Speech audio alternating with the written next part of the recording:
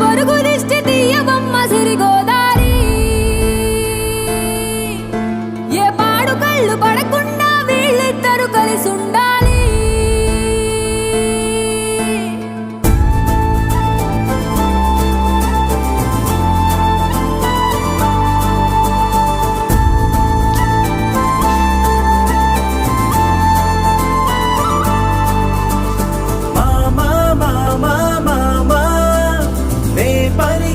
తొలి పదమా నాకే దొరికిన వరమా నాకై నిలిచిన పదమా నీ కారి అడుగుల్లో ఉంది నా గుడి నీ నోటి పలుకుల్లో ఉంది నా బడి